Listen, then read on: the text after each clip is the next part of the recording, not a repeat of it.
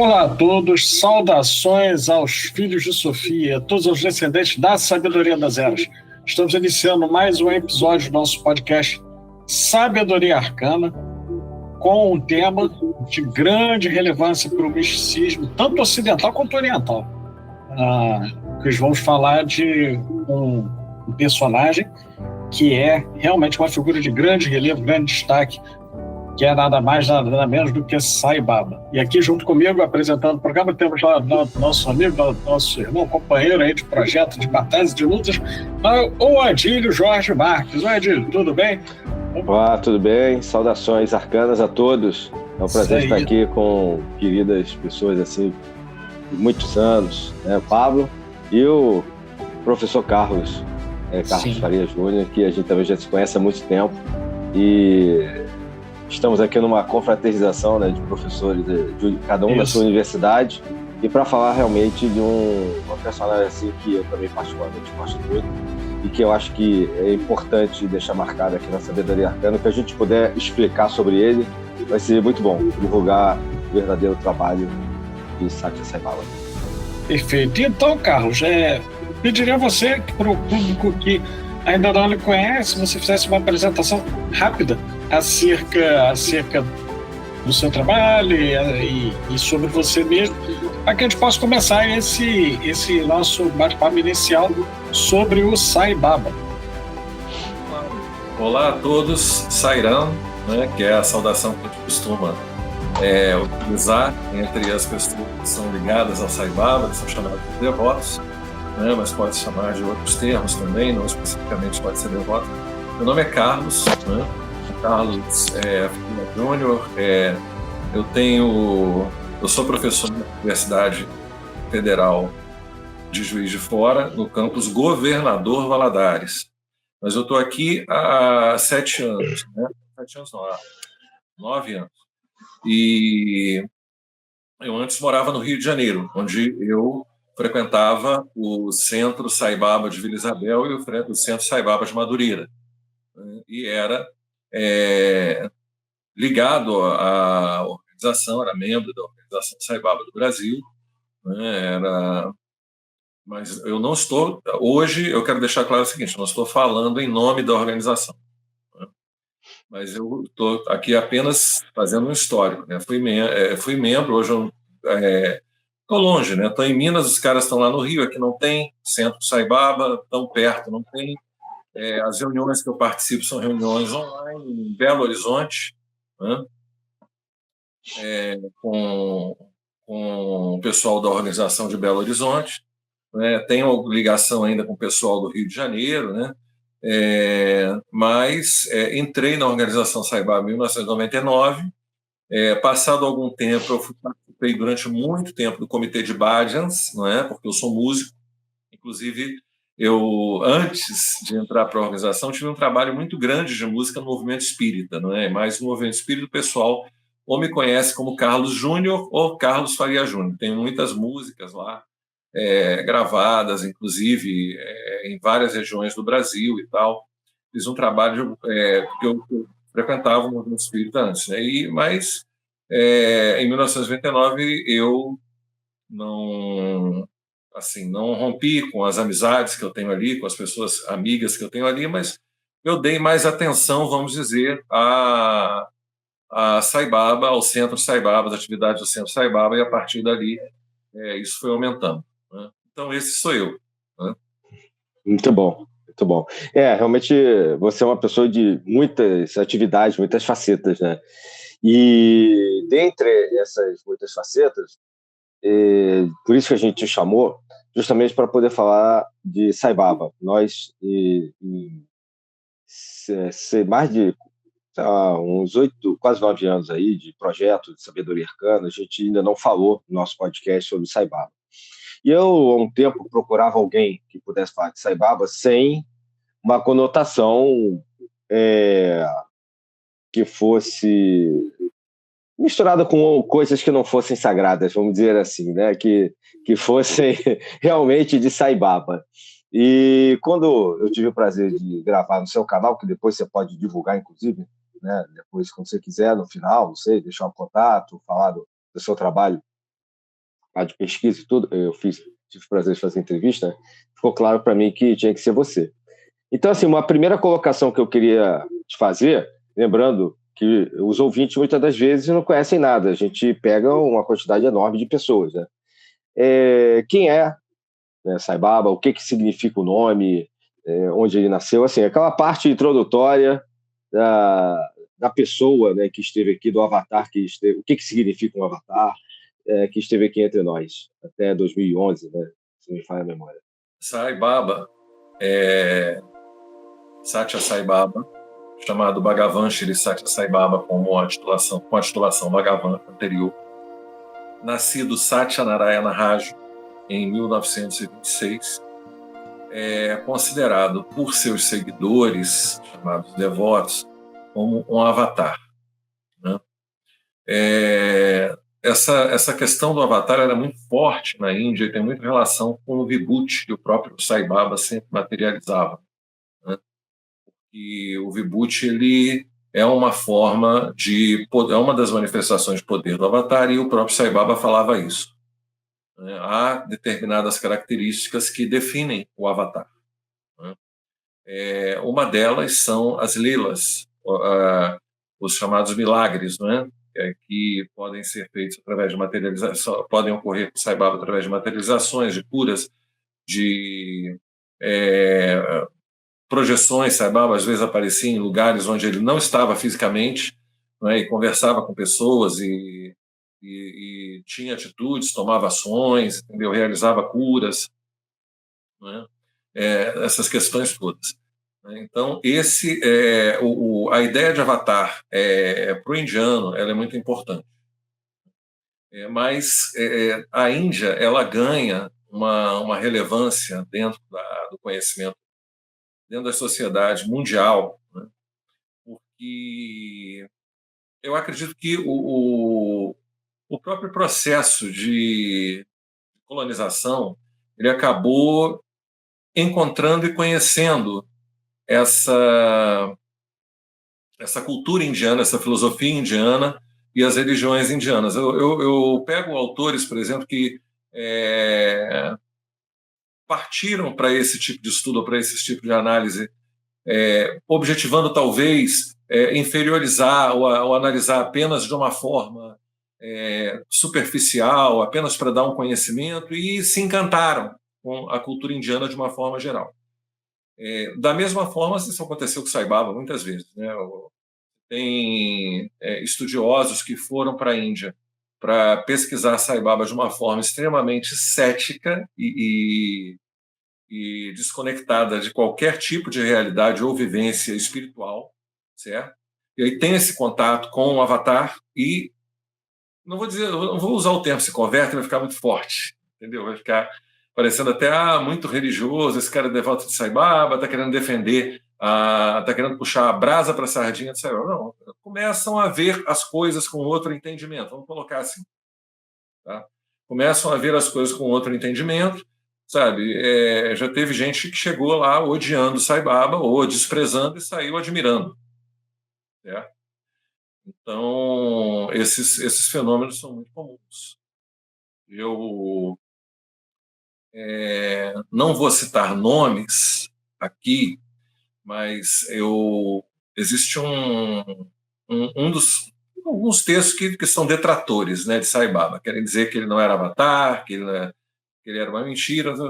Esses textos mesmo, às vezes, se enrolam na hora de escrever. Por exemplo, tem um deles que, se me perdoem, eu vou evitar citar, tá? Para a gente conseguir manter o trabalho até dentro de uma espiritualização mais forte, né? Mas tem um desses textos, por exemplo, que faz um comentário, né? Que ele conseguia, descendo a lenha no Sai Baba o tempo todo, o cara fala assim, mas ele conseguia, quase que ele fala, ele tinha o poder né? Mas ele diz, ele conseguia arregimentar pessoas assim, de diversas partes da sociedade, né?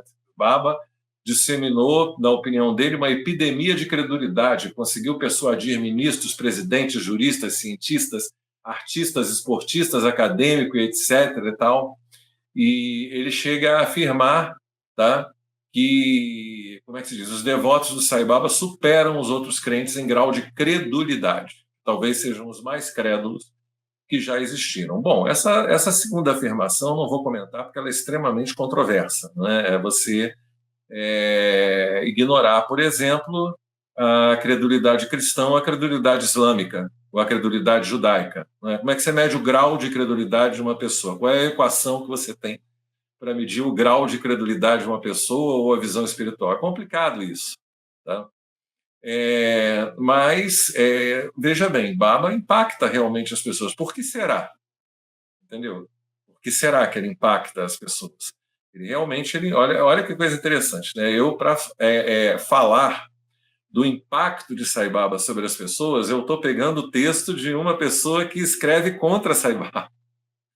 Eu não estou pegando eu não estou pegando texto de pessoas que escrevem a favor de Sai Baba, tá? Como Howard Muffett, como vários autores, né? O Narayan Kasturi, a biografia de Baba, né? Eu estou pegando um texto de um autor que critica Sai Baba. E eu estou dizendo que ele próprio visualiza, só falta ele escrever no texto que ele tinha o poder de. Né? Por que ele tem isso? A minha experiência é interessante, gente. Eu próprio, quando cheguei no Centro Sai Baba, tá? Eu me lembro que eu tinha motivações pessoais para ir, né?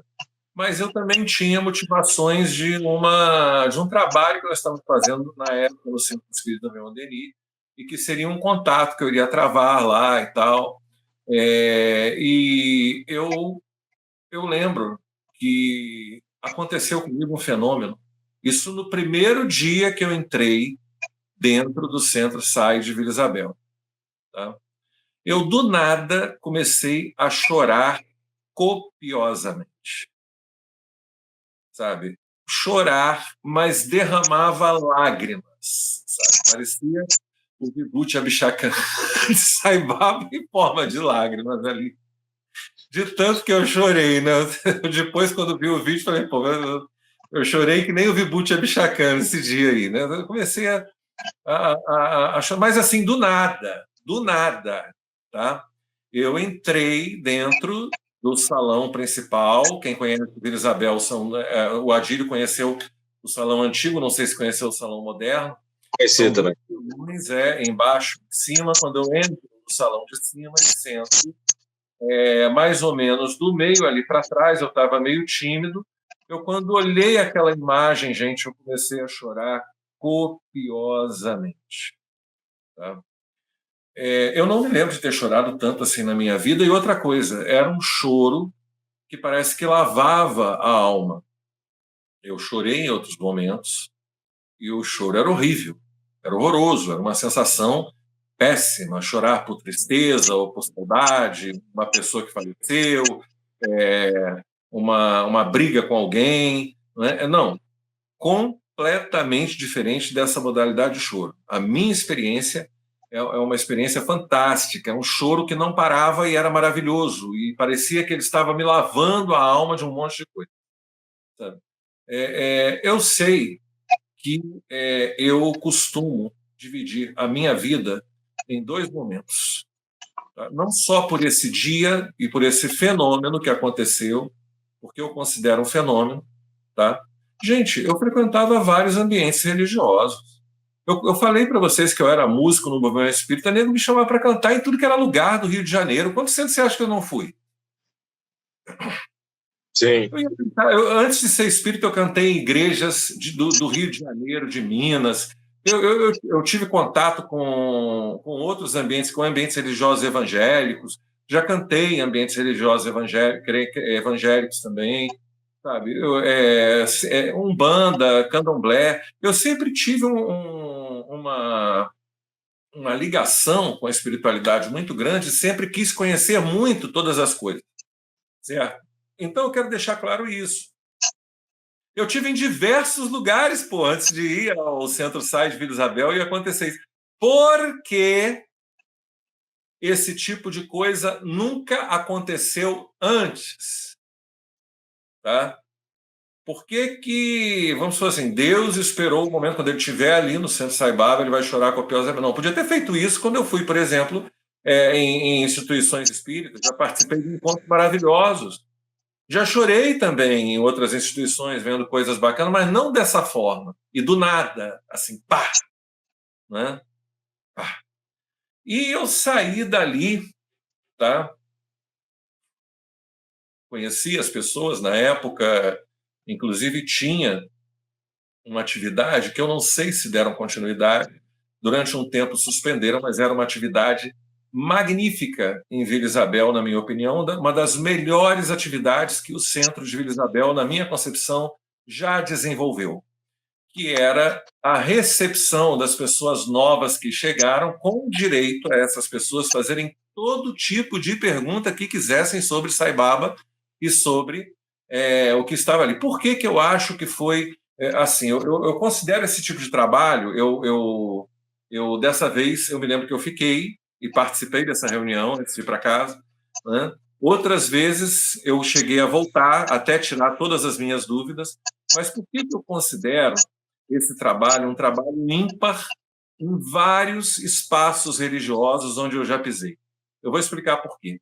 Geralmente as pessoas falam, vamos estudar. Aí que você chega lá no estudo, não é estudo, cara, é ler, comentar, ler, comentar. E geralmente as pessoas comentam sempre positivamente, né? Por exemplo, lê uma parte, aí começa a comentar, eu achei tão bonito isso, eu achei tão bacana. Não chega ninguém e diz assim, não, eu discordo dessa parte. Não. Por que é isso assim, ou pergunta, ou questiona? Parece que as pessoas têm medo de, não vou entrar com questionamentos ou discordâncias, porque senão eu vou desestabilizar o ambiente espiritual. Isso é uma mentalidade absurda que existe em vários espaços espiritualistas, né?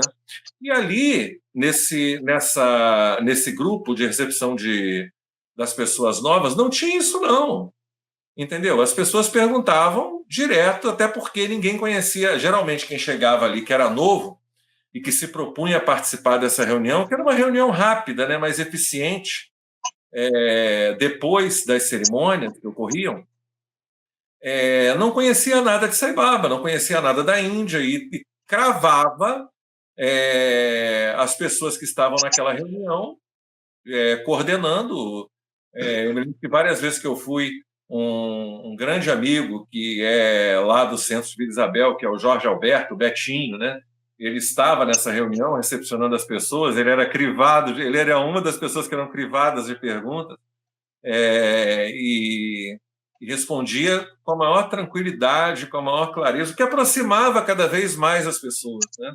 Tipo assim, você vê gente chegando ali que nunca ouviu falar em Sai Baba, está ali pela primeira vez, aí está cheio de dúvida, e as pessoas estão respondendo com tranquilidade, sem estresse. Não houve alteração do ambiente espiritual, já vou dizendo, em nenhum momento, pelo menos nos momentos que eu participei, né? E também não sei de ter ocorrido em outros momentos que eu não participei, tá? Mas, assim, sim, você quer falar alguma coisa? Só para fechar o assunto, que eu sei que você deve querer fazer outras perguntas, a minha vida se divide em 2 momentos, antes e depois desse dia, e eu saí dali com a certeza de que muita coisa ia se transformar na minha vida, mas com muita confiança. Isso é uma experiência pessoal que eu estou relatando, aliás, pela primeira vez publicamente. Agradeço, né, essa confiança, e é muito importante esse tipo de relato. Eu só comentei que eu não me lembro não sei se estão fazendo ainda esse tipo de serviço, né? E o que eu ia comentar também para os ouvintes é que Vila Isabel é um bairro do Rio de Janeiro e é um centro onde começou ali o movimento, até onde eu sei, ali que começa o movimento Sai Baba, no final dos anos 80, com Hermógenes, o mesmo que foi um grande divulgador da yoga aqui no Brasil, né? Como a esposa dele, não é o primeiro a praticar yoga, mas é um grande, muito conhecido pelo centro de yoga dele, né?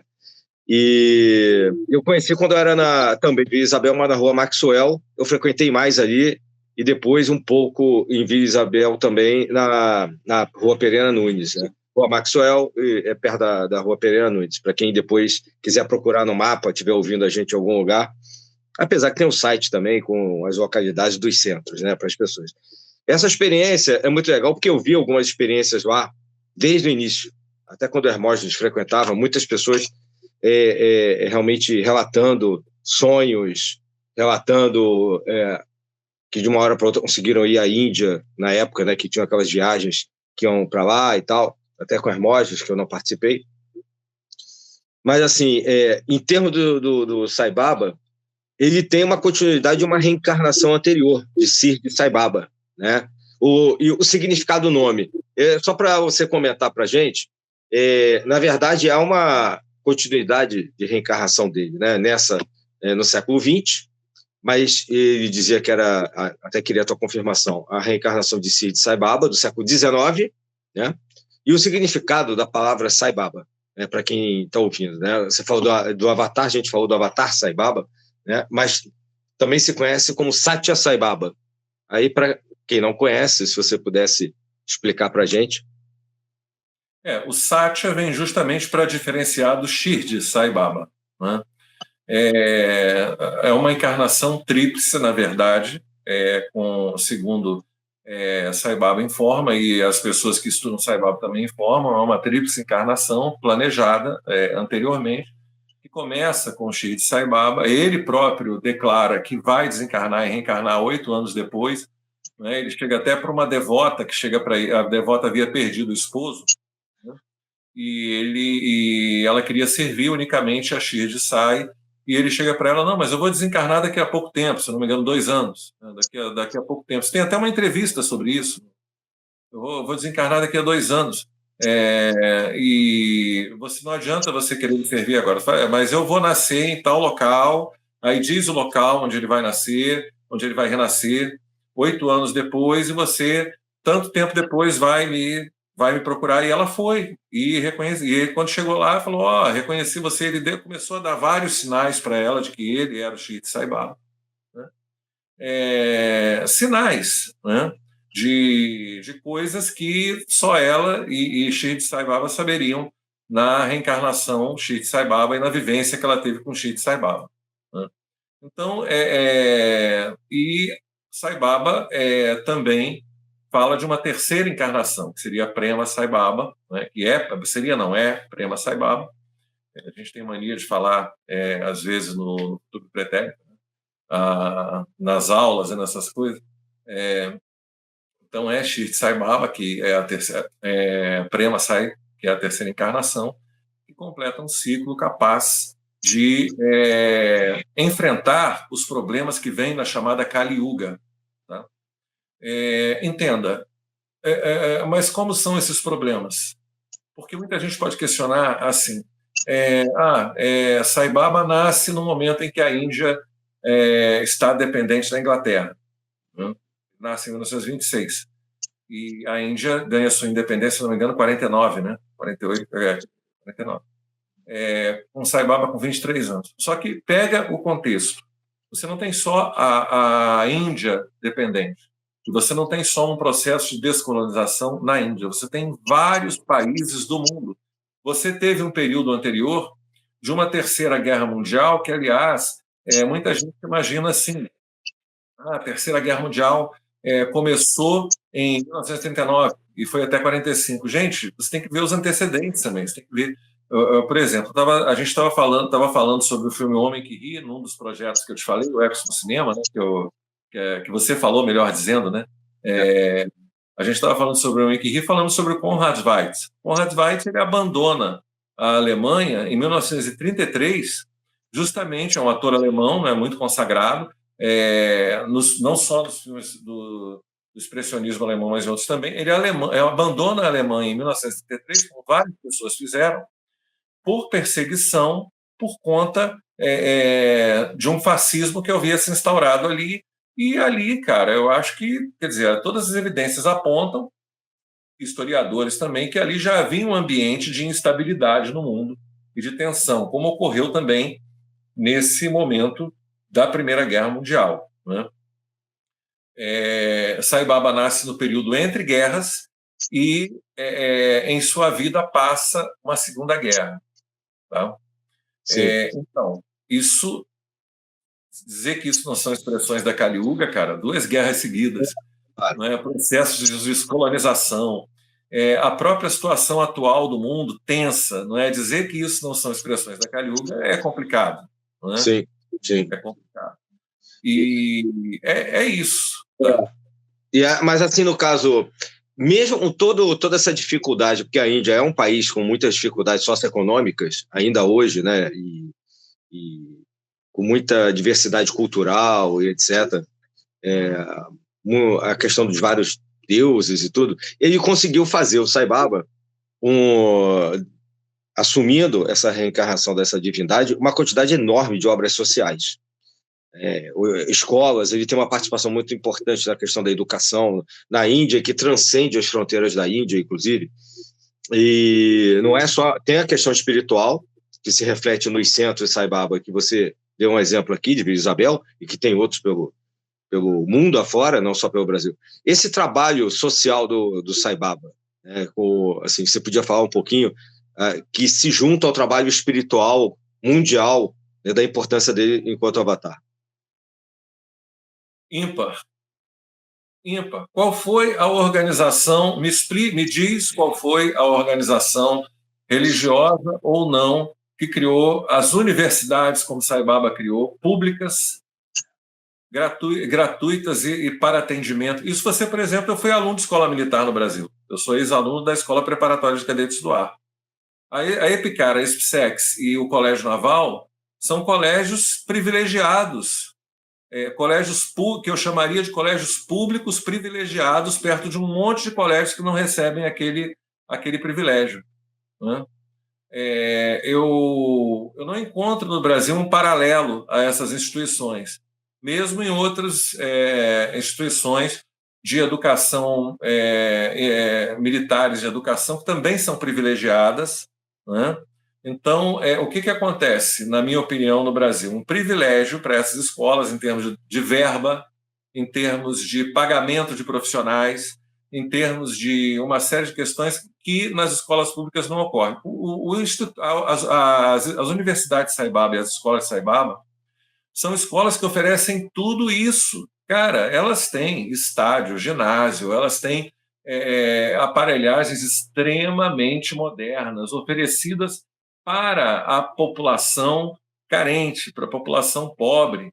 Sabe? Nós aqui em Governador Valadares, a Universidade Federal de Juiz de Fora, o campus Governador Valadares, onde eu estou trabalhando atualmente, tá? Que tem mais de 10 anos, não existe um campus ainda para a gente. Nós damos aula... Olha que coisa, nós somos uma universidade e não temos um campus, uma sede, tá? Para nós trabalharmos. A gente dá aula em prédios alugados. Tá? Quando eu vou fazer, inclusive nos projetos e eventos presenciais, eu tenho que ficar pedindo, pelo amor de Deus, auditório aqui e ali, a instituições, porque não se toma uma providência com relação a essa ausência de um campus aqui, né? E se você entrar em contato com a sede ou com outras instituições, vai dizer, professor, isso é um desafio, é mais um problema que tem que se enfrentar. O Sai Baba tinha uma universidade. Sai Baba tinha várias escolas, várias universidades. Teve até uma pessoa que, assim, até virou-se para mim uma vez assim, por que você não pede para ele criar uma universidade aqui? É uma pergunta capciosa, né? Quando eu comentei a respeito do sistema de ensino de Sai Baba, né, e das organizações. Mas não para só das organizações, das instituições, melhor dizendo, de educação. Mas não para só nas escolas e universidades que ele criou, ele continua criando. Quando Sai Baba deixa o seu corpo material, outras universidades já surgiram com o mesmo nível, com o mesmo padrão. Um padrão que, eu volto a dizer, você só encontra no Brasil em instituições militares, que eu considero essas 3 escolas de elite. Entendeu? Escolas de elite. Não estou dizendo que sejam maravilhosas ou que vão formar melhores profissionais, não. Estou dizendo que as estruturas dessas escolas são estruturas de elite, né? E não são para toda a população. O que Sai Baba faz não está selecionando fulano ou beltrano. Está sendo entregue a todos. Da mesma forma, ele tem hospitais, né? Hospitais que ele criou e que posteriormente também se ampliaram. E esses hospitais também atendiam gratuitamente, também eram direcionados à parte mais carente da população, e muita gente na Índia recebeu atendimento nessas instituições, né? Um outro texto que escreve, né, sobre, assim, querendo detratar Sai Baba, querendo criticar Sai Baba, ele fala que ele privilegiava os ricos. Fala, pô, o cara não conhece nada da obra educacional, da obra de saúde, dos sevas, o trabalho dos sevas. Quer dizer, olha que coisa bacana, né? Dentro do sistema de educação de Satya Sai Baba, né, que é o Balvikas, né, há uma relação com a espiritualidade. Mas não é uma relação com a espiritualidade como você vê em muitas escolas religiosas por aí. Tá? Escola de tal religião vai ensinar aquela religião e geralmente vai meter o pau nas outras. Essa é a realidade, vamos ser francos. Tá? Ou vai falar das outras de uma forma superficial ou inferiorizada, certo? Mas o propósito da espiritualidade Sai Baba não é esse. O propósito da espiritualidade Sai Baba é realmente conectar a pessoa ao divino. Então, quando as pessoas vão falar de religião ali, independentemente de qual seja, elas vão enaltecer. Porque dentro da filosofia de Sai Baba, tá, muitas religiões, um só Deus. Muitas linguagens, uma mensagem. Entendeu? Então, isso é bacana. E esse Seva é um aluno que vai nos ônibus da organização para os locais que não tiveram acesso ao ashram. Levar comida, levar tratamento médico, levar assistência social, levar tratamento odontológico, resolver muitas coisas das pessoas, cara. Então, eu volto a fazer a pergunta que eu te fiz no início da minha fala. Qual a organização ou instituição no Brasil e no mundo que você viu realizar uma obra deste porte? É por isso que eu queria que você mencionasse, porque, obviamente, pode ter, né? Nós não somos os donos da verdade, mas se há, eu não conheço outra, né? Alguém que tenha feito um trabalho dessa magnitude, né, é realmente pouco falado, porque, infelizmente, fala-se pouco desse aspecto de Sai Baba. Né? Toda essa contribuição que ele deu. Inclusive, tem aqui no Brasil, Escola Sai, né, também. É bom pontuar, não é só na Índia, apesar de, obviamente, ele ter atendido bastante ali. Né? Tem Centro Sai Baba, como você sabe melhor do que eu, em mais de 100 países.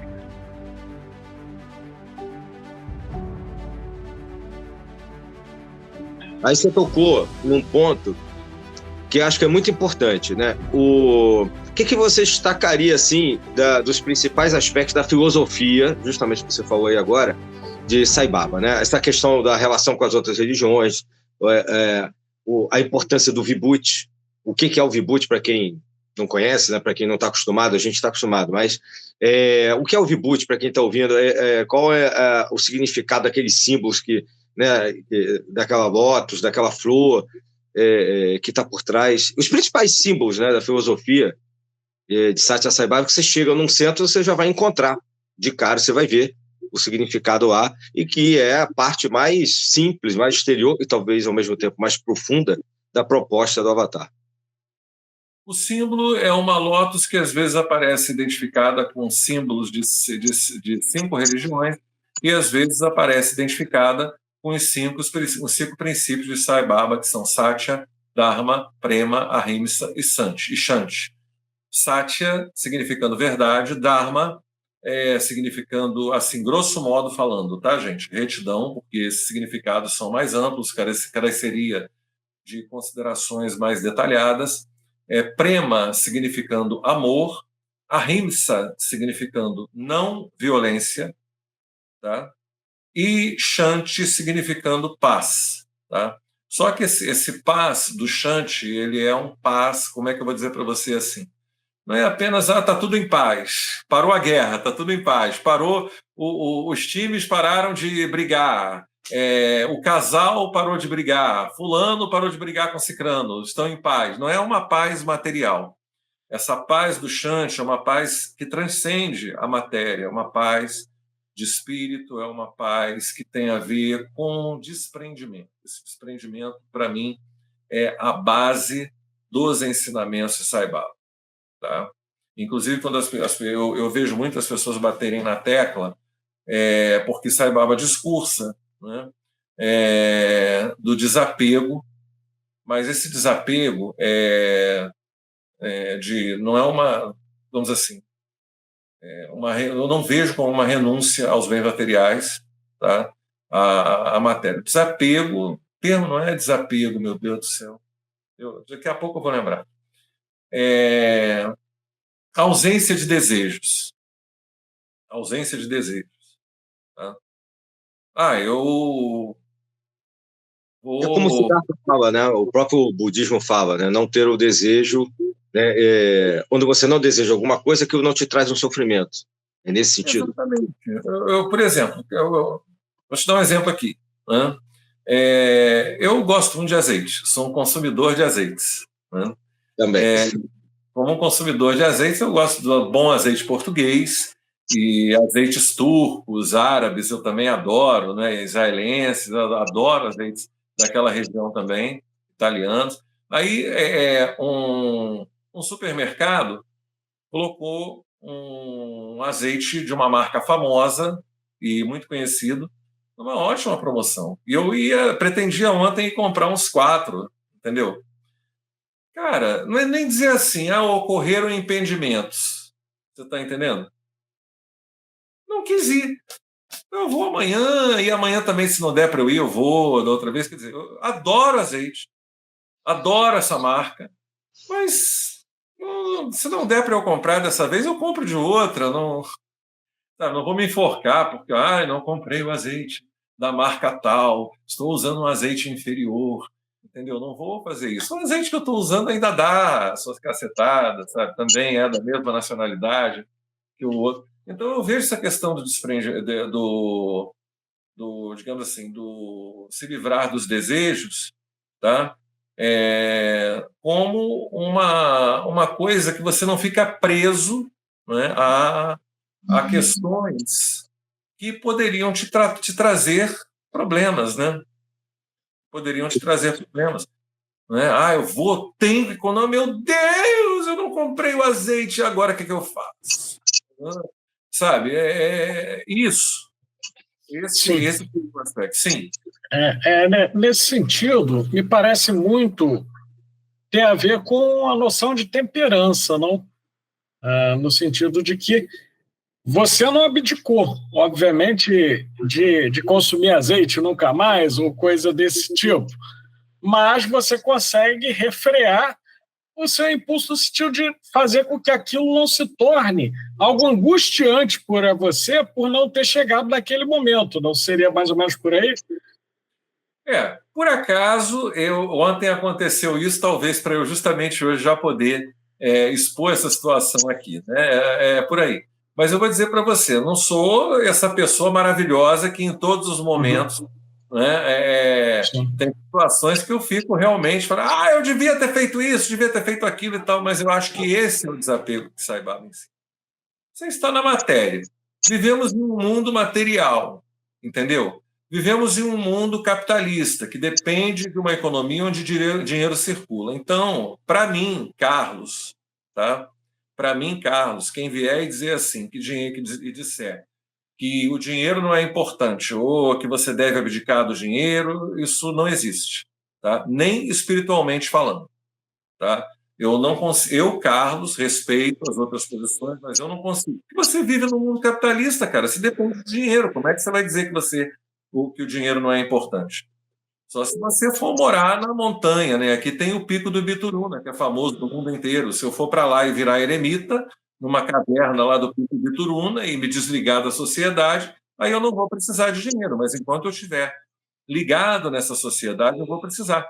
Então, eu entendo esse ensinamento de Sai Baba, né, como o desapego, a pessoa estar desapegada. Esse é o exercício que eu acho que ele propõe que as pessoas façam, né, diariamente, tá? Você vai fazendo as suas coisas, tem as suas coisas para fazer, mas não se apegue a isso, aquilo, no sentido de... E eu vou te contar, como por isso que eu falei, dei aquele exemplo a título de exemplo, que foi uma coisa que aconteceu comigo ontem. Mas eu ainda sou apegado nesse espírito, nesse sentido, a muita coisa. Então, é um exercício constante. Tá? Essa é uma das propostas de Sai Baba. Outra proposta de Sai Baba é a relação de amizade, eu diria, a relação de empatia com o outro. Que Sai Baba bate muito na tecla das religiões, mas a gente sabe que é o outro de uma forma geral. A empatia com o outro. Sim. Você já ouviu falar que fulano foi na Índia na época de Sai Baba, e Sai Baba virou para ele e falou assim, não vou te atender porque você não é indiano. Você já ouviu falar nisso? Nunca ouvi. Nem eu, nunca ouvi. Né? Então, é uma relação de empatia com esse outro. Respeitar o direito do outro, respeitar dentro daquela ideia de alteridade, né? Ou seja, existem diferenças, tá?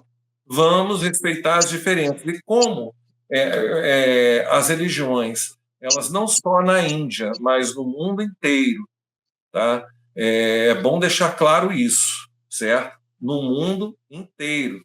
Você tem problemas de dissensões religiosas, por exemplo, no Brasil, quantos ataques as religiões afrodescendentes não têm sofrido, né? Quantas violências as religiões de matriz africana no Brasil não sofrem diariamente. Quantas vezes isso não ocorre? Né? Exalto aqui a luta do professor Ivanir dos Santos, tá? Pelo respeito às religiões e também pela defesa dessas instituições que merecem todo o nosso respeito, todo o nosso carinho e merecem um lugar de destaque. Então, o que Sai Baba diz? Sai Baba diz, ele não detrata religiões, ele exalta. É por isso que você vê dentro do ashram, em vários momentos, pessoas de diversas religiões ali. Entendeu? Pessoas que entenderam que ele não está ali para se promover, para promover uma religião. Sai Baba também não quer promover uma religião específica, ou se promover como uma religião. Né? Sai Baba quer, ele exalta essas religiões e, por isso, fala na unidade das religiões, na importância da unidade das religiões. Certo? É uma coisa muito bacana, né? Do aspecto de vista da filosofia de Sai Baba. E, por último, uma que eu acho que a gente já tocou, que é a questão da importância da educação.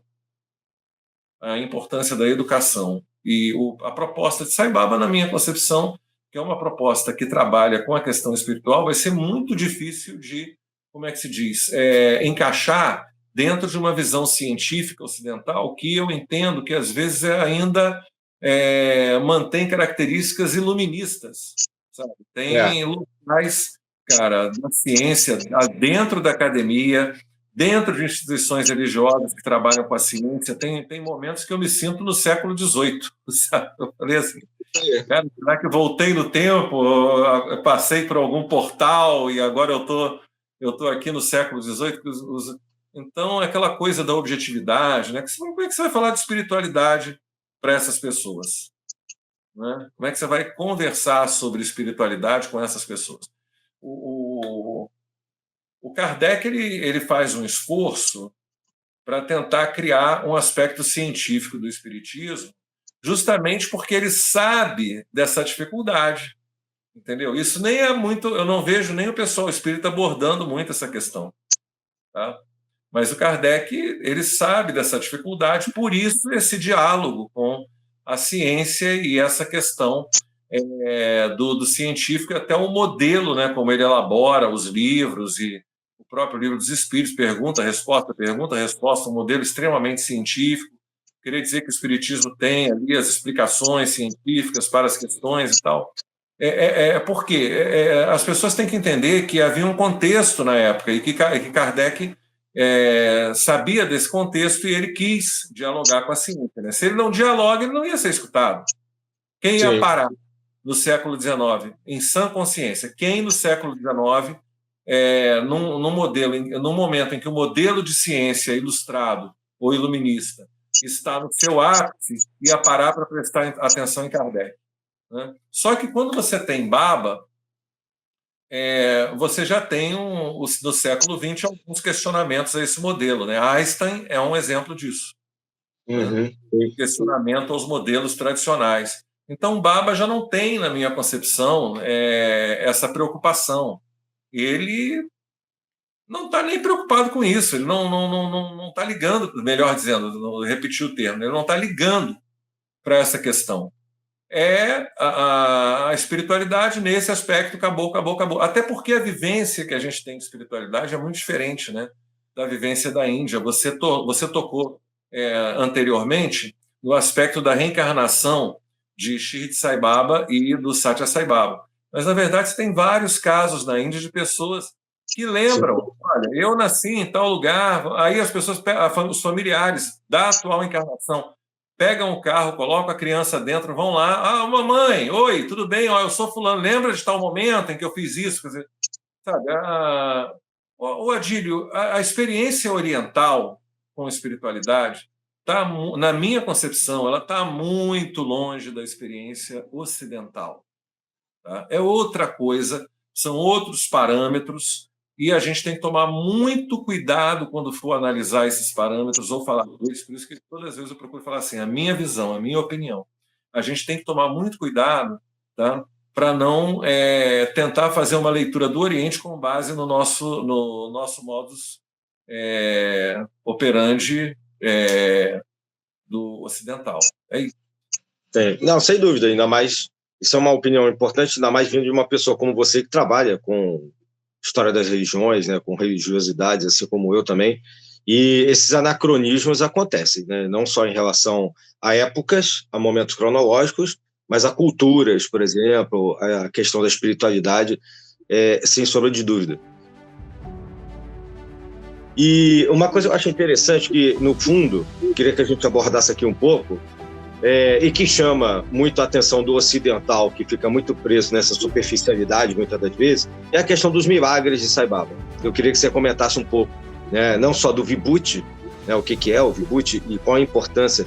Porque, por exemplo, eu tenho uma experiência interessante com o Vibhuti, né, eu não sei se você, na época, ouviu falar, não, você deixa ele, né, as cinzas produzidas pelo Avatar, e você pode usar para meditar, para isso, para aquilo outro, tal, e ela não acaba e tal.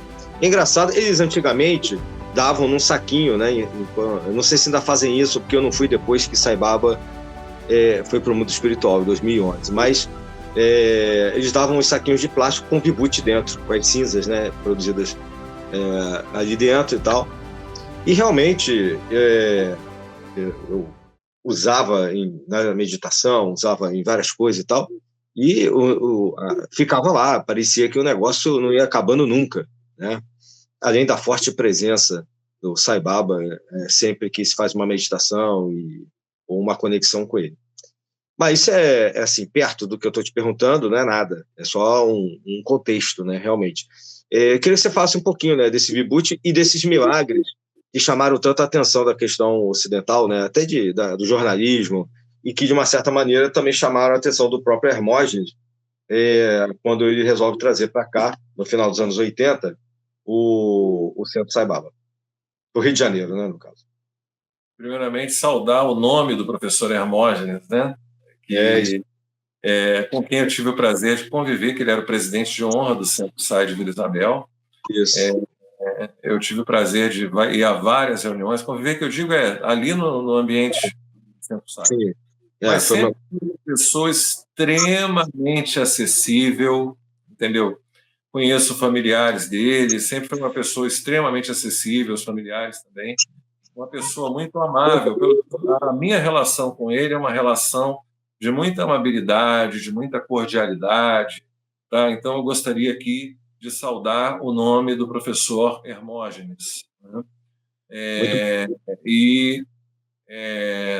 É isso.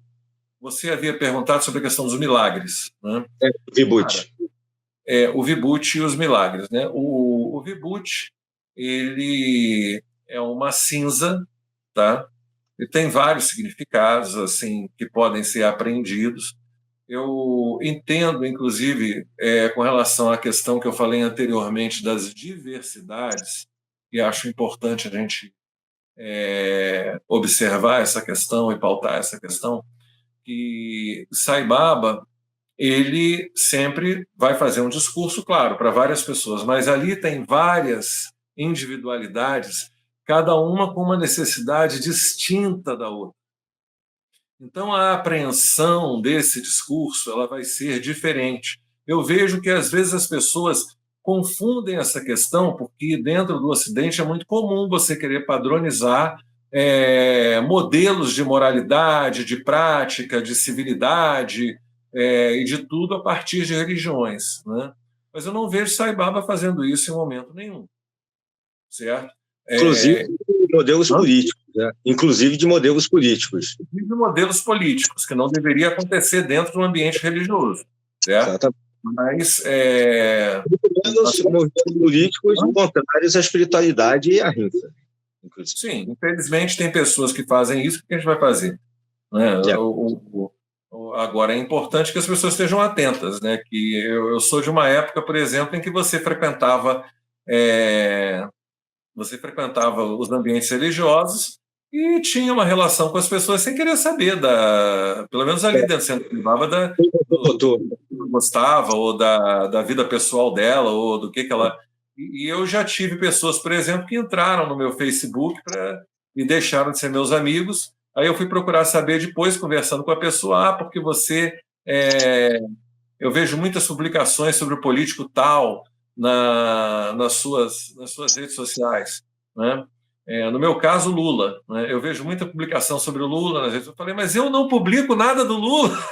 Mas os outros publicam. Eu falei, mas você quer que eu chegue para os outros para ser grosseiro, para dizer, sai daqui, para de publicar, mas você não vota, eu não voto, votei, mas eu não quero que publiquem nada. Não, eu não publico nada, entendeu? Não publiquei nada no meu Facebook, mas a pessoa, por publicações de uma terceira pessoa, não quis, entendeu? Que você continuar com o meu amigo, rompeu a amizade comigo na rede social, e eu até hoje acho isso absurdo, entendeu?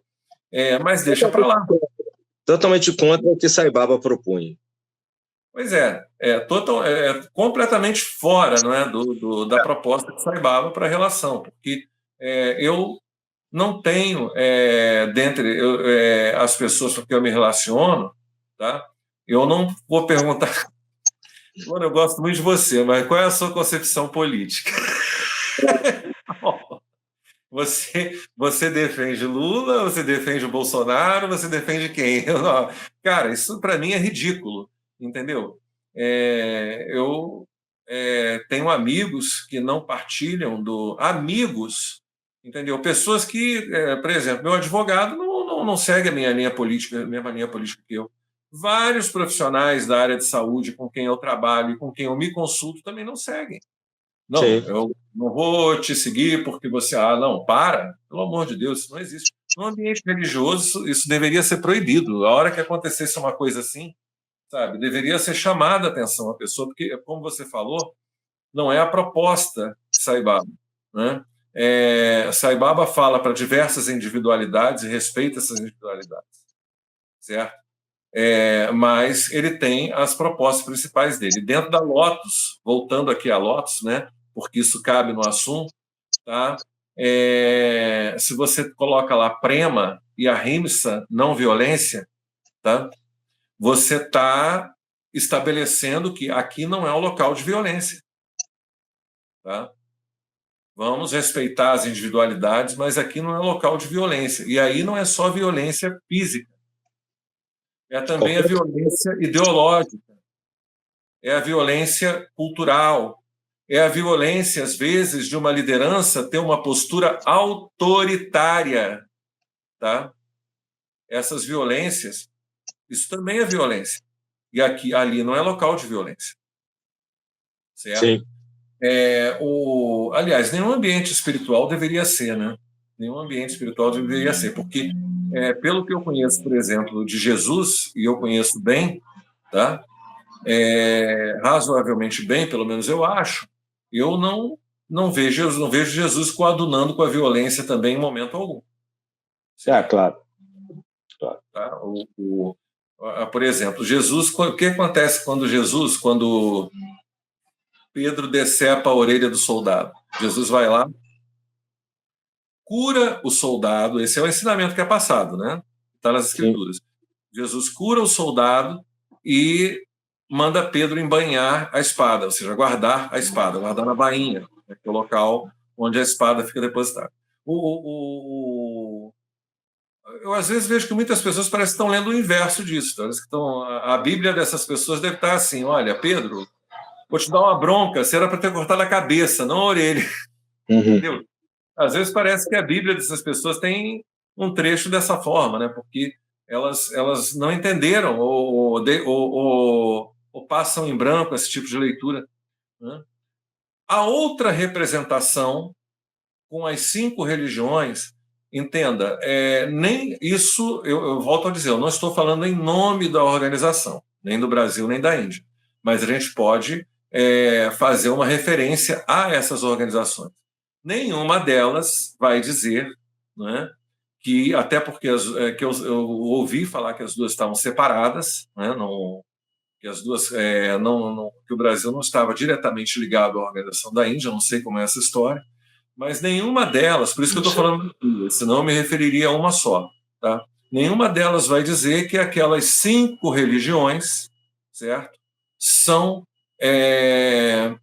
digamos assim, só aquelas 5 que prestam, as outras não prestam. Não.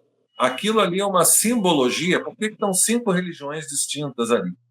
Todas com filosofias e práticas, melhor dizendo, filosofias não, práticas muito específicas. Liturgias muito específicas, vamos dizer assim, numa linguagem mais ocidental e mais acessível, para representar todas as religiões. Aquelas 5 religiões ali estão representando todas. Tá? Não estão ali só para a pessoa olhar e dizer, não, só essas 5 aqui que prestam, as outras não prestam. Não, não é isso que diz a Lotus com as religiões. Ela diz o contrário, ela diz que todas as religiões prestam. Isso aqui é uma forma de simbolizar esta mensagem. Tá? E Sai Baba vai afirmar, só há uma casta, a casta da humanidade. Só há uma religião, a religião do amor. Você falou nas diferenças culturais, que nós temos aqui no Brasil também muitas, né? Há regionalismos no Brasil que são coisas assim impressionantes, certo? Você veja, por exemplo, imagina numa Índia, tá? Eivada por pessoas que ainda, dentro de um conservadorismo, porque esse é o conservador indiano, né?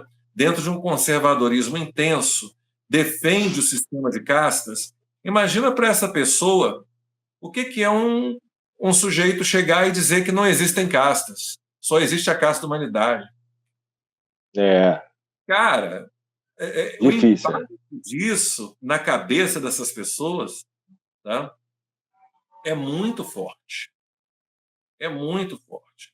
E a casta, né, ela, apesar de já ter sido oficialmente abolida, né, desde a independência da Índia, e vários presidentes indianos reafirmaram essa abolição a partir de leis. Por quê? Porque ainda existem práticas, né, que nem você falar no Brasil, por exemplo, acabou a escravidão, mas o racismo está aí, cara. O racismo estrutural está aí na sociedade, firme e forte, não é? Marcando presença de como nunca. E quantas pessoas você tem dizendo que não existe, que não tem, que isso é conversa, que não há necessidade? Quantas pessoas não tem dizendo isso? Não é? E quando uma pessoa vai defender, não é? Por exemplo, citar situações onde houve prática de racismo, criticando ou criminalizando o racismo, muitas dessas pessoas caem de pau em cima. Entendeu? O mesmo acontece com Sai Baba, quando ele...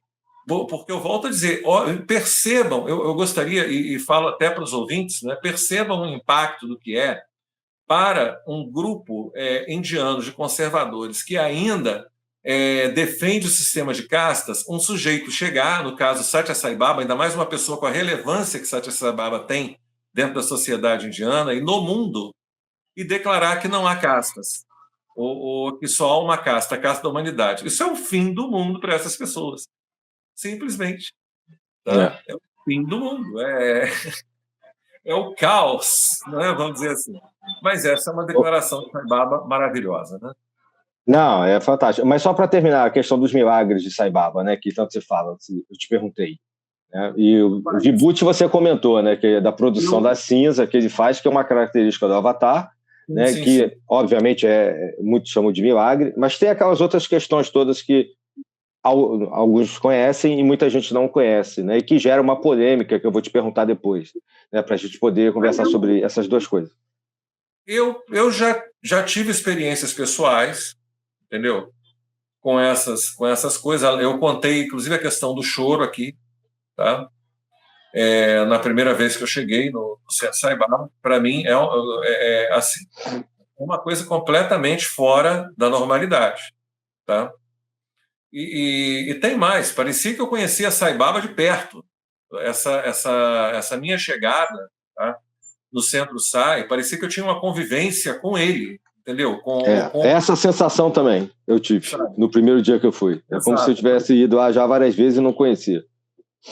Não digo assim uma relação com ele direta ali, do lado dele. Uma claro, sim. Com a organização, com a energia, com os ensinamentos, sabe? É como se eu já conhecesse aquilo. Tanto que a absorção da minha parte foi facílima, de muita coisa. A absorção não diria, né? Porque Sai Baba não obriga ninguém a nada. É uma relação de amizade que você, sabe? Eu acho, o que eu acho bacana em Sai Baba é que você consegue ter uma reverência, e aí aumenta a sua reverência. As pessoas pensam que não.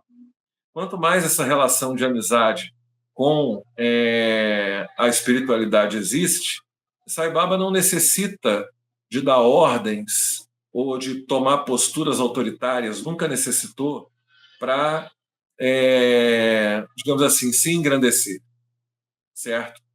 Ele simplesmente fala, né? E você sente. Ele simplesmente transmite a ideia dele e, de alguma forma, aquilo se conecta com você. Os milagres, especificamente, né? Sai Baba fez várias curas, várias materializações. Antes de conhecer Sai Baba, dentro de um centro espírita, uma pessoa, durante um estudo, se virou para mim, para um grupo de pessoas que estava, né? Na verdade, eu falo para mim porque eu estava nesse grupo de pessoas, não era só eu. E falou: vocês já ouviram falar de Satya Sai Baba? Todo mundo: não, inclusive eu, não, entendeu? Se bem que ali foi o meu primeiro contato que eu tive assim com Sai Baba. Aí disse assim: olha o que a pessoa disse. Tudo o que Jesus fez, ele já fez.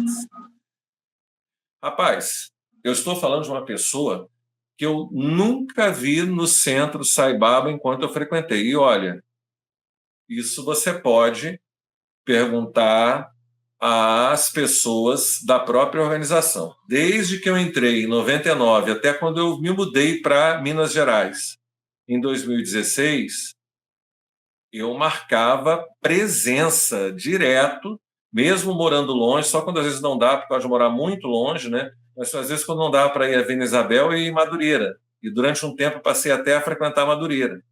Tá? Inclusive, quem criou o centro de Madureira, que é o Jorge Mendes, um grande companheiro, e se ele assistir, eu mando aqui um abraço para ele, como o Betinho também, e para a Elô, né?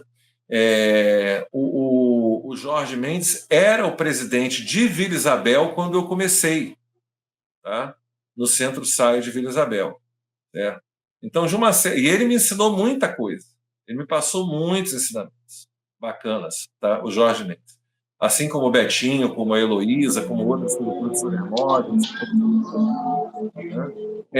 E esses milagres, cara, eu já experienciei alguns, não diria, talvez não no nível que outras pessoas experienciaram, mas tem uns que foram filmados, né?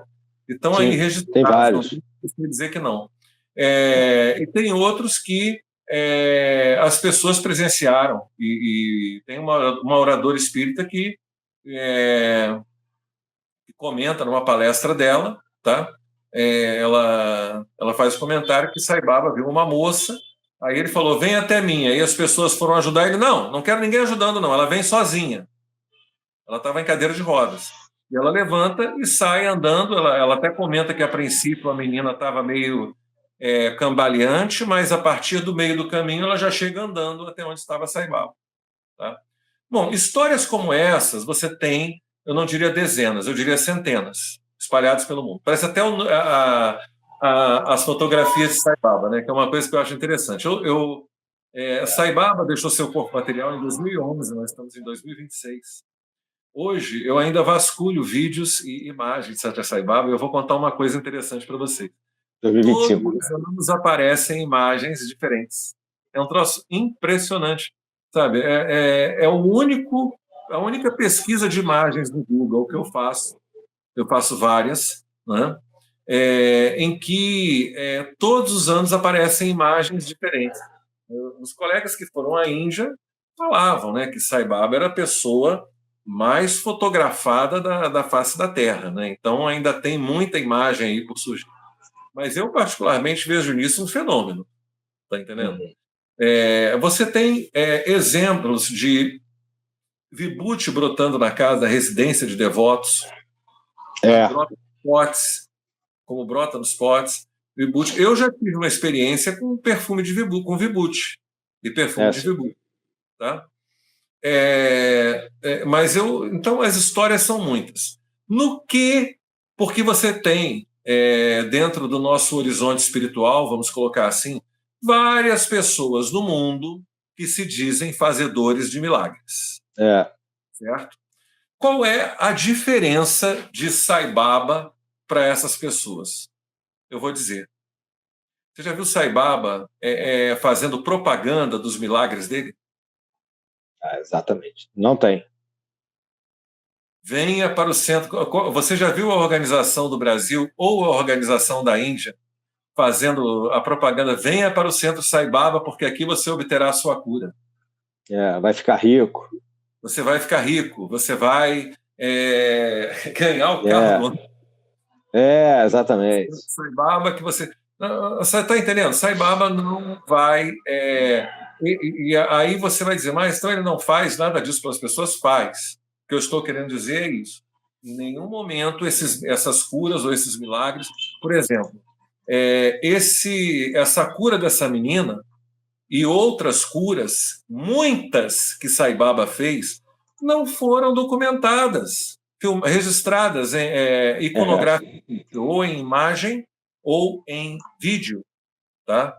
Não foram documentadas. Até pela época, né? Assim, ele começou essa atividade espiritual há bastante tempo, aí acho que pelos anos, talvez 40, né? Se não me falha a memória, final dos anos 30 para 40, ele era bem jovem. Então, assim, nos anos 50, 60, 70, não tinha essa facilidade de se filmar coisas, gravar como a gente tem hoje. Mesmo ainda nos anos 90, não era tão comum, não se tinha tanto celular. Exatamente, cara. Os registros em texto e em entrevista das manifestações de Saibaba, tá?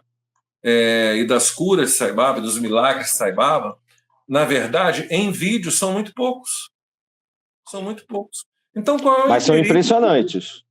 São impressionantes. Mesmo os poucos que existem são impressionantes. Exato. Qual é o interesse do Baba? Ele queria se autopromover. Mas como? Se ele não usa isso como um instrumento de propaganda, como é que ele quer se autopromover? Só com a imagem dele, isso não basta. Ainda mais para o ocidental. Ainda mais para poder levar a mensagem também, todos os benefícios que ele criou, como você já falou, de educação, mensagem e tal. O ocidental, ele meio que precisa disso, né? Ele gosta muito dessa questão. Sim. Por isso que eu falei, eu comentei dessa diferença, né, do Oriente para o Ocidente. O ocidental ele precisa muito disso. Mas Saibaba fez milagres maravilhosos, né? E assim, uma coisa que eu acho importante comentar, Dílio, sobre esses milagres, né? Eles estão completamente, no meu caso, por exemplo, fora do meu entendimento. Sim. Eu posso falar sobre eles como eu estou falando aqui, mas tentar explicar esses milagres, bicho, e eu vejo muita gente querendo fazer isso, não só com relação a Saibaba, mas principalmente com Jesus. Eu vejo muita gente querer explicar os milagres de Jesus, querer dizer como é que Jesus fez. Gente, uma vez eu fico pensando assim, poxa, a informação Jesus curou um cego. esse cara cura, essa pessoa que está falando isso, está tentando explicar o milagre de Jesus, cura quem? Qual é a experiência que ela tem, entendeu? De prática para entender, não é, a proposta da cura de Jesus? Nenhuma, entendeu? Sim. Sem contar, né, se vocês me permitem, o fato de que, em se tratando de algo divino, milagroso, como queiramos pensar, né, algo que foge à ordem do comum, do trivial e do que é estudado pela ciência empírica, os instrumentos que nós temos do ponto de vista científico e lógico não vão explicar, até pela própria definição, né, do que está em causa ali. Então, é essa tentativa, né, que me parece de um certo cientificismo, lá ancorado no século XIX, né, de explicar milagres, de desmistificar milagres, muitas vezes, né? É uma tentativa que é comum, mas que realmente ela redunda em frustração e fracasso, porque você acaba desnaturando o negócio, né? Da mesma forma que em algum momento eu cheguei a ver num canal, que eu não vou fazer propaganda, porque eles não dão R$1 para nos ajudar em nada, mas um determinado canal de grande circulação na TV fechada veio a dizer que Moisés não abriu o Mar Vermelho, que na verdade era um mar de juncos e que por isso era vermelho, e que ele foi abrindo com o cajado. Não, isso não faz sentido algum. Eu não podia deixar de fazer esse comentário, porque, à luz do cientificismo e de um certo niilismo materialista que nós vamos ter, né, na sociedade contemporânea, vai haver, eu acredito, à medida que o tempo passa, uma quantidade grande de pessoas, ao tomarem ciência dos milagres, né, e virem a tentar ou desmistificar ou tentar agir como detratores dessa obra que é tão profícua. Era esse comentário que eu ia fazer. É interessante. Eu queria só acrescentar que tem, o Carlos falou das várias imagens, o canal da Heloísa no YouTube tem muita, ela junta muita coisa lá, Elo TV Sai Baba, quem quiser procurar, depois vai ouvir a gente, né? E ela coloca lá muitas imagens sobre o que o Carlos está falando, inclusive um documentário que é dos anos 80, que é muito interessante, que na época eu até adquiri em fita cassete, mas está nesse canal da Elo, que é a Aura da Divindade. A Aura da Divindade é muito interessante para conhecer também o trabalho de Sai Baba, não só a vida e a obra, etc., mas dentro dessa questão de mostrar a produção do Vibhuti, da materialização de objetos, e como ele atuava, né, a questão dos princípios, tudo que o Carlos está falando aqui hoje para a gente. A Aura da Divindade, num vídeo de mais ou menos uns 45, 48 minutos, ele resume ali bastante isso, aí fica como um convite, até para prestigiar o canal da Elo, que o Carlos, não a conheço, eu conheço ela de vista naquela época antiga, né, não, mas ela obviamente não vai lembrar de mim, mas que o Carlos já falou dela, e no futuro a gente pode chamar para um bate-papo aqui, também, para falar um pouquinho mais sobre essa questão. A Elo, eu acho que ela aceitaria tranquilo, é uma pessoa maravilhosa, o canal dela é fantástico, ela tem sim, e tem esse documentário, na verdade, sofreu até um remake, né? Não sei se não é um remake, ele foi modernizado, assim, com imagens. Foi. Esse documentário. Tinha um original e depois... Né? Sim, tem um outro documentário chamado Satya Sai Baba, que é muito bacana. Né? Mais novo, né? Mais novo. Eu vejo o pessoal... eu vejo os dois como muito bons, tanto o Satya Sai Baba quanto a Aura da Divindade. Né? É bacana, mas eu vejo o pessoal falando mais do primeiro, né? Daquele que você comentou. Né? Talvez... Ele foi muito divulgado, até na televisão. Antigamente um canal... Uma TV que acabou, acho que era a TV Corcovado, não sei se você lembra, no Rio de Janeiro, que tinha um programa chamado Eremita, né? E ele entrevistou o Hermógenes, e o Hermógenes estava, naquela época, divulgando à torta e direito todo o trabalho de Sai Baba, até pela cura da esposa dele, né, da Maria, que foi curada pelo Sai Baba, né, e ele se encantou, foi à Índia. E ele foi entrevistado nesse canal, e teve uma repercussão com vários trechos da Aura da Divindade desse filme. Então, acabou espalhando também pela TV, e na época era TV aberta, né? Não existia TV fechada. O Kaanda, né? Que coordenava. Era o Kaanda, né? Ele tinha no rádio a rádio, esqueci agora, a Rádio Max, o mesmo programa, e tinha na TV. Assistia na rádio o programa dele. Tinha na TV. Aí eu queria te perguntar uma continuidade, para a gente já ir terminando assim, o nosso bate-papo de hoje, o que não impede, né, de você voltar, e o convite já está feito para não só para falar mais com o de repente, mas de outros assuntos também, né, que o Carlos é um excelente pesquisador, um excelente professor que há muitos anos pesquisa sobre vários temas, e a gente pode falar de outros temas no futuro, que existem os detratores, como tudo na vida, né, e sempre me perguntam isso, e aí eu queria ver a sua opinião, sobre aquele outro lado que o pessoal fala, né, de desvio de dinheiro, coisas que eu vejo, e muitas, na minha opinião, são forçação de barra, e nem comprovadas, mas que são colocadas para quem for pesquisar sobre a vida do Sai Baba, né? Como acontece, a gente já viu aqui na política brasileira, mas vê também na política internacional, as pessoas falam as coisas, mas não provam, mas passa a ser verdade, né?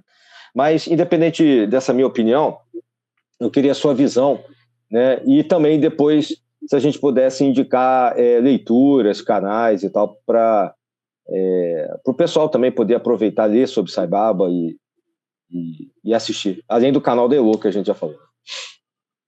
O Adílio, eu comecei esse podcast usando um detrator de Sai Baba. Foi, por isso aí. Tá?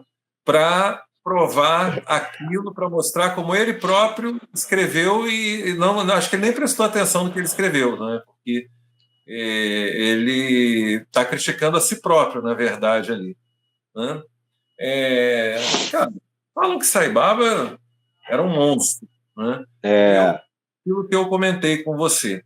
O que é para uma sociedade acostumada com determinados conservadorismos, como a sociedade de casta, aparecer um sujeito com uma pessoa com uma notoriedade mundial, né? E chega e diz: não tem casta. Não existe. Não existe humanidade. Só existe uma casta, a casta da humanidade. Isso é o fim do mundo, é o cúmulo. É claro que essas pessoas vão ter reações, na minha concepção. Entendeu? Como reações planejadas, muitas das vezes, coordenadas. Planejadas. Quando chegam para dizer que Sai Baba ofendeu, fez isso, aquilo, aquele outro e tal, o Adílio, pelo que eu sei, isso desde que eu entrei na organização SAI, eu procuro saber muito a respeito da vida de Sai Baba. O Avatar, nosso Bhagavan, Swami,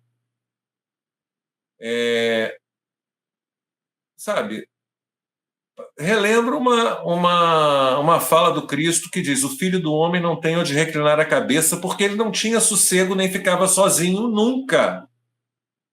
Nunca. Sai Baba ia dormir, tinha estudantes lá velando o sono de Baba. Desde que era jovem. Hã? Desde que era jovem, desde do começo da atividade pública dele.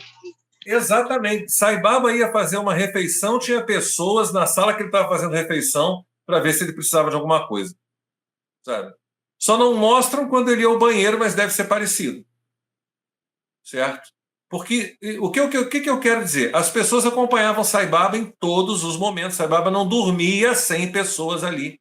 Às vezes, tem histórias, por exemplo, de que ele demorava-se muito no sono, justamente porque ele tinha que fazer atendimento, às vezes à distância, de outros devotos. Então, Sai Baba demorava-se muito no sono, às vezes demorava mais de um dia, entendeu? Nesse sono, e as pessoas estavam ali ao redor dele.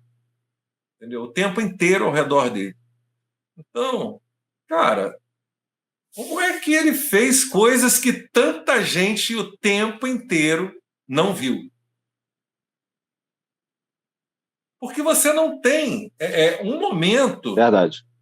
Eu nunca ouvi um momento dizendo assim: Sai Baba estava sozinho, meditando. Eu nunca vi. E é aquilo que eu falei, um devoto até comentou comigo que esteve na Índia na época de Sai Baba, e que foi a pessoa mais fotografada na história da humanidade, que ele já viu. Quer dizer, eu fico me perguntando, as pessoas falam que Saibaba fez tantas coisas, mas como é que ele arrumou tempo para fazer isso? E outra coisa também, né? Quando ele faz a transição, em 2011, a tecnologia já estava divulgada, né? No século XXI. Já tinha celular com câmera, gravador portátil, gravador digital, e não tem nada, né? As pessoas poderiam ter fotografado, filmado, gravado. Saibaba não coçava a cabeça sem que alguém fotografasse ou visse, entendeu? Um homem que não tinha praticamente privacidade nem durante o sono, tá? E que não acumulou riqueza, né? Porque deixou tudo para as obras dele. Quê? Não, que não acumulou riqueza pessoal, deixou tudo para as obras dele, né? Exatamente. Para a posteridade. Exatamente. Então, assim, tudo você vê, é aquilo que eu falei, você vê, porque Saibaba é a questão do dinheiro, né? Pô, como é que funciona isso? Olha o que eu te falei quando você perguntou a respeito das obras de Saibaba. Sim. Eu perguntei até para você, qual instituição no mundo que fez igual? Eu convido os ouvintes, as pessoas que estão assistindo, a pesquisarem, digita no Google, né? Sri Sathya Sai Hospitals, Sri Sathya Sai Education University, vai aparecer lá, entendeu? Se quiser, pode digitar em português, eu estou sugerindo digitar em inglês, porque a organização da Índia tem arquivos de fotos mais completos que a organização do Brasil, isso tem. Entendeu? Não estou criticando a organização do Brasil, estou falando que é até natural que tenha. Né? Lógico. É normal se fosse o contrário. Né? Mas a organização da Índia tem arquivos de fotos, né? O Sri Sathya Sai Students, né? Tem as fotos lá que são bem interessantes. Tem bares, assim, mas vocês procurem, eu falo para as pessoas que estão assistindo, para o público, né, aqui, procurem fazer uma pesquisa e vejam vocês mesmos a dimensão, a tecnologia dessas instituições, que vocês vão ficar assim, admirados. Vocês vão falar, pô, como é que pode? Né? Como é que pode? São coisas que você compararia no Brasil, né? Cara, uma grande instituição. Imagina, a Universidade de puta parte tem até planetário para os alunos estudarem, tem um museu, tem uma escola de música que é um troço absurdo de lindo, entendeu? Com 2 violões na porta, sabe? Tem um estádio, tem um ginásio maravilhoso. Tudo isso veio de onde? Caiu do céu? Não. Isso demandou dinheiro, assim como outros esforços, assim como o fato de que a organização, quando Saibaba deixou o corpo, não só a organização, mas pessoas também independentes fazem isso, né? Outras obras foram surgindo, outras coisas foram surgindo. Então, esse dinheiro, cara, que entra, na minha opinião, ele está sendo mostrado. Se as pessoas verem, vão ver que está sendo mostrado.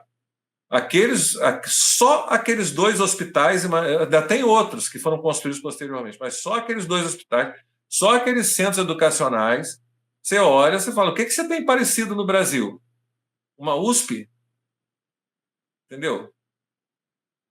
Não, no Brasil não há parâmetro. Sim, o único que talvez chegue perto são os Shriners nos Estados Unidos, que tem acho que um hospital, alguns para crianças, né? E tal, mas em tamanho da obra não chega nem perto, até onde eu sei, né? Claro, da obra do Saibaba. É isso que eu tenho a dizer, entendeu? Eu acho que não eu até agora não. Eu vejo muitas dessas considerações, mas até agora eu particularmente não encontrei argumento para validar nenhuma delas. E fora que eu também não. São argumentações que partem daquele modo de pensar que você comentou, o Adílio, também anteriormente, que é um modo de pensar muito ocidental, que não para eles, milagre, materialização, essas coisas já é embuste, entendeu? Já é embuste, sabe? Só que, por exemplo, um devoto uma vez chegou para dizer para mim que o Saibaba que vem da mão, o Vibhuti, Saibaba que vem da mão do Vibhuti, é ótimo. O Vibhuti que vem da mão de Saibaba, ele vinha quente, né? Aí eu, quando leio aquelas coisas que Sai Baba era um mágico que escondia um negocinho no meio dos dedos com o vibuti, eu falei assim, e o forno micro-ondas que ele tinha para esquentar o vibuti antes de entregar para a pessoa? Não, e aquela quantidade. E a quantidade que era, né? Quem for ver os filmes vai poder perceber. Onde está o forno micro-ondas que Sai Baba tinha no corpo, né? Que lá embaixo da túnica dele devia ter um forno micro-ondas escondido, né? Para esquentar o vibuti antes de cair na mão das pessoas, né? Então, sei lá, cara, eu ainda não encontrei. Mas pessoas vão falar sempre, né? Isso daí é óbvio. Sim. Não, isso aí faz parte. A gente viu que o Chico Xavier passou aqui no Brasil. Isso aí sempre a gente vai... Qualquer trabalho que eleve a humanidade tem uma quantidade de detratores muito grande, né? Sempre. Detratores e, eu diria também, corruptores. Por exemplo, não vou entrar no mérito, nunca vou dizer quem são, nem como fizeram, mas eu li algo assim, no mínimo surpreendente. Por exemplo, dizendo que Chico Xavier estaria associado a um comando estelar de astronaves que planejavam alguma coisa aqui na Terra. E eu olhei aquilo e pensei, nossa, que imaginação fértil, não, de alguém que escreveu isso, que coisa fantástica. Da mesma maneira, né, alguém poderia imaginar que Sai Baba tivesse, como você coloca, algum tipo de distorção espaço-temporal dentro da sua túnica que fazia sair aquela quantidade de vibuti, né? Alguma coisa assim. É impressionante. Sim, deveras. Isso mesmo. Mas, Carlos, eu queria te pedir para... Você quer indicar livros, alguma coisa assim, pessoal aqui no Brasil dar uma conhecida, algum canal, que nem a gente falou do canal da Elô, né, para quem quiser conhecer mais, algum site, alguma coisa que você goste. Olha, para facilitar, né, que ali você já vai ter indicações, eu indico o site da organização Shri Satya Sai do Brasil, tá?